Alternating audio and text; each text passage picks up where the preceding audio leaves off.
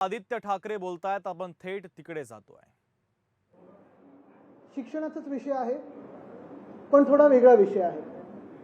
खरं तर आपण पाहत आहोत की फडणवीस साहेबांचं सरकार 100 दिवस जेव्हा उलटून गेले तेव्हा खूप पब्लिसिटी झाली, प्रचार झाला की 100 दिवसात आम्ही असं केलं तसं केलं, ही पॉलिसी केली ती पॉलिसी केली।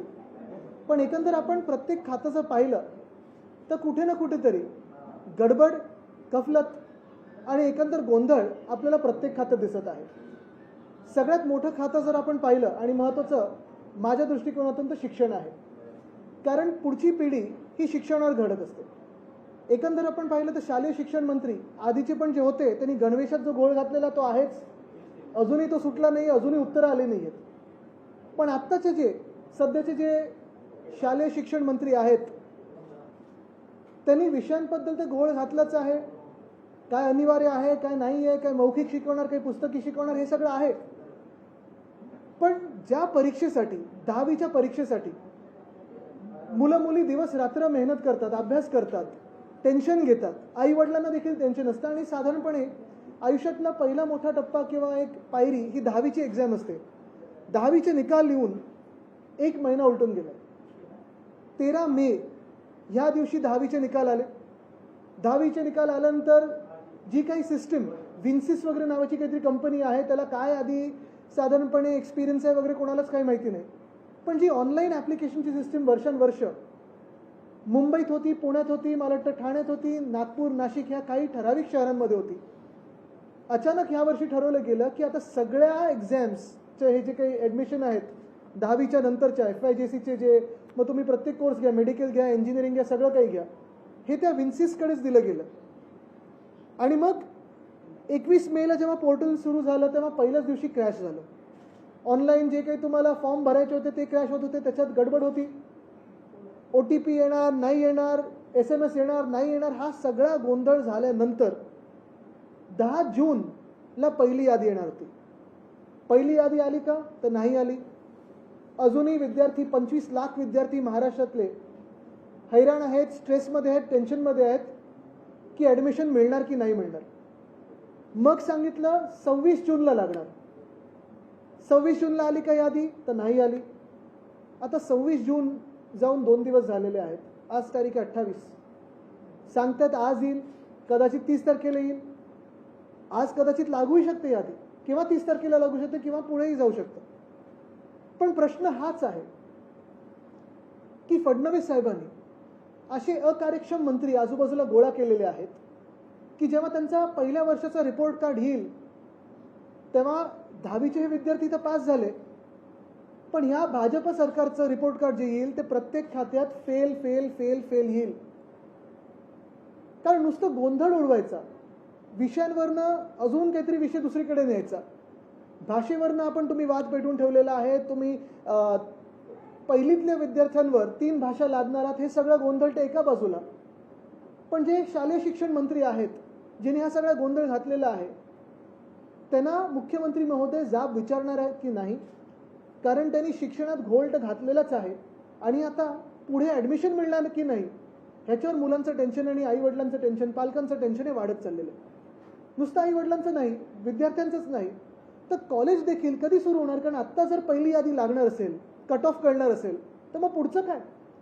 आणि 1 मिनिटासाठी घाणेरडं राजकारण बाजूला ठेवावं, कारण आता हे जे दिसते ना मला 13 मेला निकाल लागले, आज 28 तारीख आहे, तुम्ही ॲडमिशन देताय की मंत्रिपद देताय? स्वतःचं सरकार बनवायला तुम्हाला 1.5 महिना लागला होता, मंत्रिपद द्यायला 2 महिने लागले, तसं ॲडमिशन द्यायला तर किती वेळ लागणार आहे? हा घोळ कधी ना कधीतरी सुटणार आहे की नाही? आणि नुसतं एवढंच नाही आहे, तुम्ही बघा दरवर्षी MPSCमध्ये गडबड होतेच होते। जे सरकारी कोर्सेस आहेत किंवा जिथे जिथे सरकारचा हस्तक्षेप आहे त्यांनी कोणाला तरी हे सिस्टम देऊन ठेवली असते, जसं आधी M-पोर्टलला देऊन ठेवलं होतं ते बाकीच्या परीक्षांसाठी। पण ही कंपनी मंत्री महोदयांनी का म्हणून ह्याला निवडलं? अचानकपणे कुठचाही प्रकार म्हणजे हा असा पूर्ण सिस्टमवर लादणं, कुठेही ड्राय रन न करता, कुठेही ह्याचा प्रयोग कसा चालेल हा हे न पाहता जर तुम्ही असं सगळं लादणार असाल तर महाराष्ट्राचं भवितव्य तुम्ही मारून टाकता आणि हे पाप शालेय शिक्षण मंत्री दादा भुसे करत आहेत। आज जर यादी लागली नाही तर राज्यभरात युवसेना आंदोलन करणार आणि शालेय शिक्षण मंत्री गद्दार दादा भुसेंचा राजीनामा मागणार। त्यांना काय क्षमता त्यांच्यात पाहिली आणि शालेय शिक्षणासारखं खातं मोठं दिलेलं आहे की हा कोलेशन धर्म हे पाळत आहेत, पण कोलेशन धर्मामध्ये देखील क्षमता तुम्ही पाहता की नाही पाहत, हा माझा सवाल मुख्यमंत्री महोदयांना. आणि म्हणून मी विनंती करीन त्यांना आत्ता तरी, आग्रहाची विनंती आहे आमचं आंदोलन सुरू होण्याच्या आधी, की हे खातं दादा भुसेंकडून काढून घ्यावं. त्यांना मंत्री म्हणून कोलेशनचं तुमची काही अडचण असेल तर तुम्ही नुसतं मंत्रीपद ठेवावं त्यांच्याकडे, पण खातं ठेवू नका. कारण ते कृषी खात्याचे असताना देखील आम्हाला विनंती केली होती की मला खातं आवडत नाही, मला बदलून द्या. मग मागच्या वर्षी आपल्याला आठवतं MSRDC वगैरे त्यांच्याकडे होतं. समृद्धीचं आता काय हाल झाले तर आपण पाहत आहे. आणि आता शिक्षण खातं दिलंय. तसेच खड्डे विद्यार्थ्यांच्या आयुष्यात पडत गेले तर ह्याला जबाबदार भाजपा आणि शालेय शिक्षण मंत्री दादा भुसे असतील. गेल्या काही काळापासून शिक्षण खात्यातला जो घोळ आहे तो संपत नाही, त्याची मालिका सुरू आहे. ती अगदी हिंदी भाषेच्या सक्तीपर्यंत तुम्ही आता जो मुद्दा मांडता तिथपर्यंत. नक्कीच, पण हा घोळ ह्याच्यासाठी जबाबदार कोण आहे? मंत्रीच ना जबाबदार. ती कंपनी निवडली कोणी, लादली कशाला, जे काही त्यांना अनुभवच नसताना 25 लाख विद्यार्थ्यांचं भवितव्य तुम्ही एका कंपनीच्या हातात देता. मग या कंपनीवर कारवाई तुम्ही करणार आहात का? मंत्र्यांवर कारवाई करणार आहात का? तिकडचे जे खात्याचे सेक्रेटरी आहेत ते तरी तुम्ही बदलणार आहात का? काहीतरी मुख्यमंत्री ह्याच्यात पावलं उचलणार आहेत की 25 लाख विद्यार्थ्यांची हाल झालेले आहेत, ते त्यांना आवडत आहेत, हे असेच पाहत बसणार आहेत. कारण महाराष्ट्रात मग तुम्ही पहा, आज सुखी कोण आहे? बळीराजा सुखी आहे का? तर नाही. आत्महत्या वाढत चालल्या शेतकऱ्यांच्या. महिलांचं आपण पाहतो, लाडकी बहीणवरनं गोंधळ जो आहे तो चालूच आहे. महिला सुरक्षित आहेत का? नाही. शहरं आपण पाहतो ढासळत चाललेली आहेत. कुठे फुटपाथ नाही आहे, कुठे पाण्याचे हाल आहेत. मग विद्यार्थ्यांच्या पण जर तुम्ही मागे लागणार असाल तर महाराष्ट्रात नेमकं तुम्ही ठेवायचं ठरवलंय काही की सगळंच काही पळून देण्याचं ठरवलंय? ऑगस्ट किंवा सप्टेंबरमध्ये मोठ्या प्रमाणात सार्वजनिक सुट्ट्या येत आहेत. त्यामुळे जरी आता प्रवेश झाला तरी मुलांना शिकण्याचा जो कालावधी आहे तो फार कमी मिळतो. म्हणजे वर्गात बसून शिकण्याचा कालावधी फार कमी मिळतो. आणि सप्टेंबर नंतर ऑक्टोबरमध्ये थेट त्यांना पुढे अभ्यासक्रमाचा हे मेळ लावली आणि अशातच पुन्हा दिवाळी आणि परत परीक्षा येतात. कशा पद्धतीने हे सगळं नाही, मग एकदा आम्ही ठरवून द्यावं की आम्ही आता दिवाळीनंतरच सगळे कॉलेजेस सुरू करू. कारण हे असं जर चालणार असेल तर कसं चालेल हो? म्हणजे तुम्ही पाहताय विद्यार्थ्यांनी अभ्यास करायचा, काही काही विद्यार्थी तर एवढे टेन्शन घेतात की झोपत नाहीत रात्री आणि अभ्यास करतात. आता सगळ्यांचे गुणगौरव सोहळे पण पार पडलेत, सगळ्या राजकीय पक्षांनी केलेले आहेत. कोणाला 95%, कोणाला 98%. हे सगळं झाल्यानंतर ॲडमिशनच मिळणार नसेल तर मग काय या मेहनतीचा उपयोग आहे? आणि ती ॲडमिशन देखील आता अजून यादी लागायची, त्याच्यात पण 100% तुम्ही आज लिहून घ्या घोळ होणार. बघा लागलेत का? वाजले 5.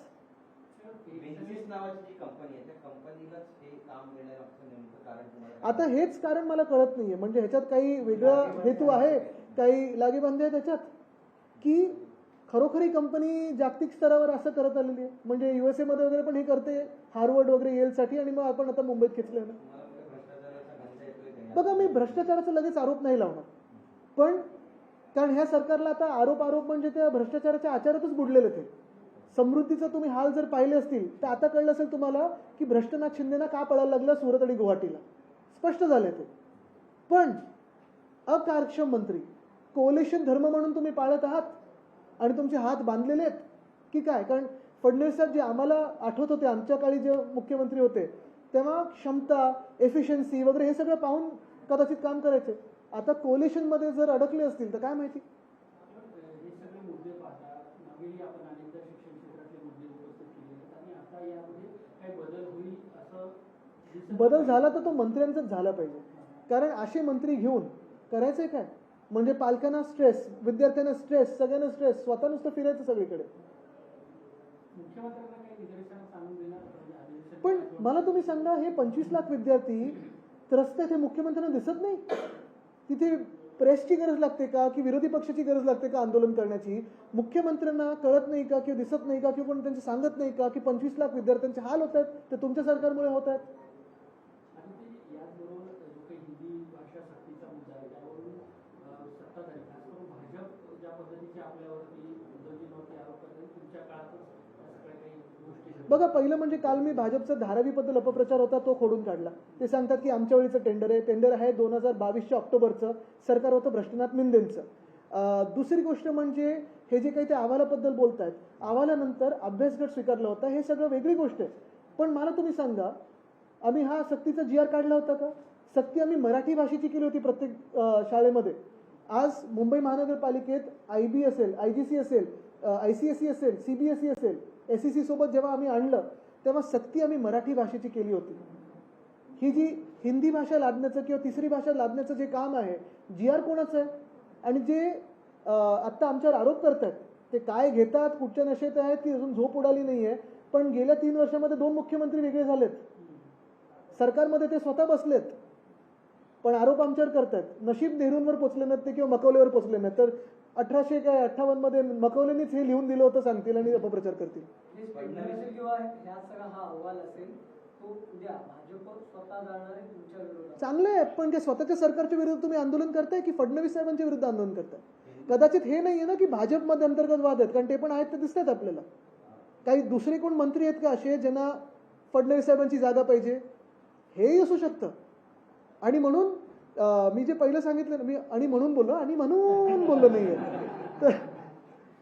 तर मी जे सांगतोय ना की GR ची तारीख काय, परवा GR काढलाय त्या सक्तीचा. कुठच्या धूनमध्ये हे लोक ते झोपेत आहेत की काय? सक्तीचा GR हिंदीचा हा भाजपच्या सरकारने काढलेला आहे. भ्रष्टनाथ मिंदेंच्या मंत्र्यांनी काढलाय. कदाचित भ्रष्टनाथ मिंदेंनाच फडणवीसांना अडचणीत आणायचं नाही ना, हा देखील विचार तुम्ही करा. फडणवीस म्हणतात की ठाकरे बंधूंबाबत त्यांना प्रश्न विचारण्यात आला की हिंदी सक्तीच्या विरोधात मोर्चा काढण्यात येतोय. ते म्हणतात की ते जर मराठी असेल मग मी काय पंजाबी आहे का? तर आम्ही कुठे त्यांच्याबद्दल काय बोलणार? म्हणजे त्यांच्या सरकारमध्ये त्यांच्या विरोधात कोण काम करतंय हे त्यांनी ओळखावं.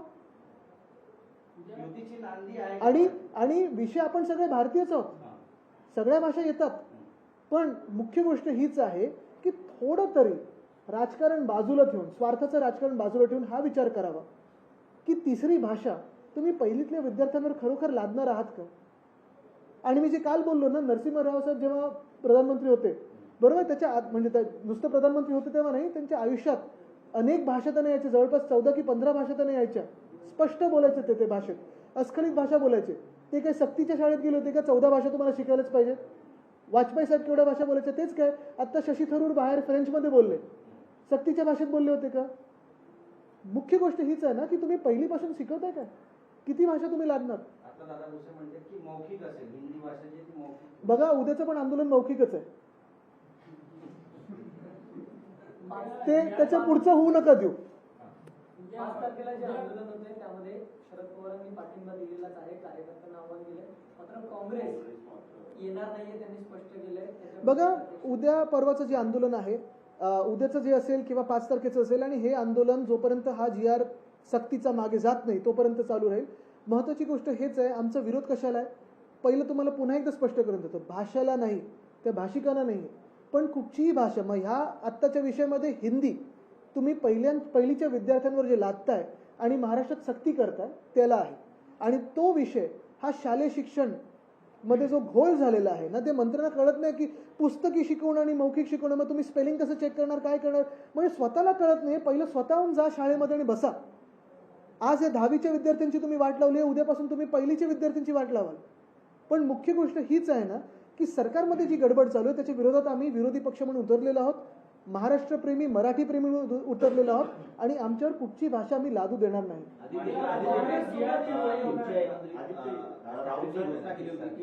हे जे आंदोलन आहे तुमचं ते गिरगाव चौपाटीपासून आझाद मैदानापर्यंत असेल, पण आता तुमच्या मध्ये दोन्ही पक्षांमध्ये, मनसे आणि सेनेमध्ये त्या अनुषंगानं मतभेद पाहायला मिळतात. नेमकं कुठून काय मतभेद कुठचे आहेत?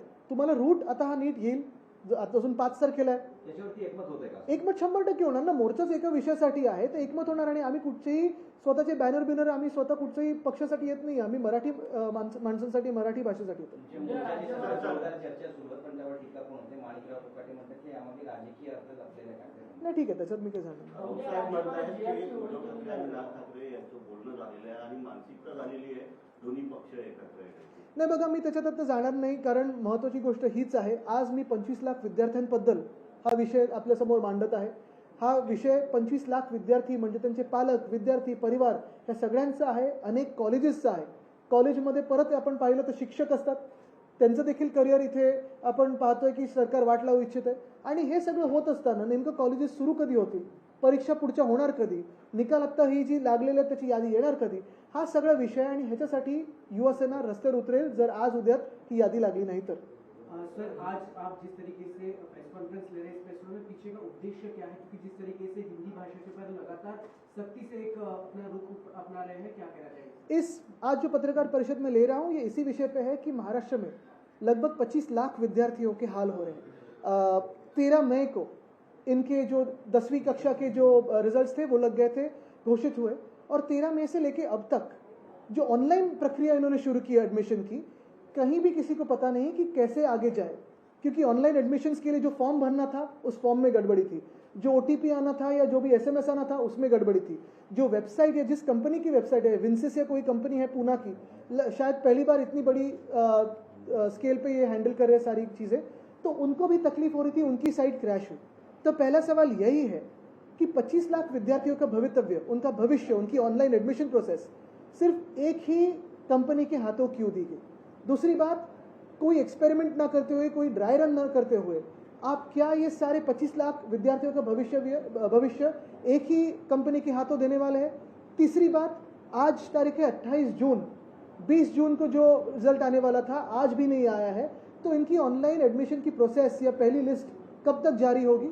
चौथी बात, ये सारे फिर हिंदी की सख्ती का विषय हो या फिर इस ऑनलाइन एडमिशन प्रोसेस का विषय हो, इसकी जिम्मेदारी जो अकार्यक्षम मंत्री है दादा भुसे, उन पे ही है, और उनका इस्तीफा क्या फडणवीस साहब लेंगे?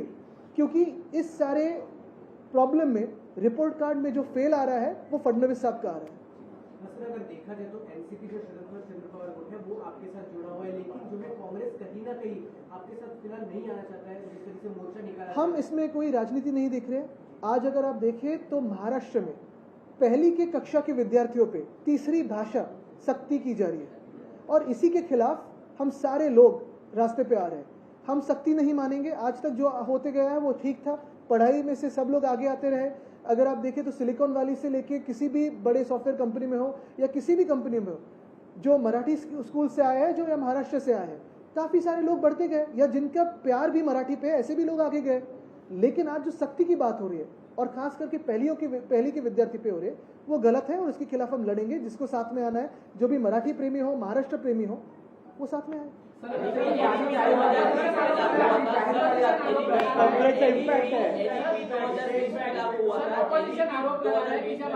एक मिनट,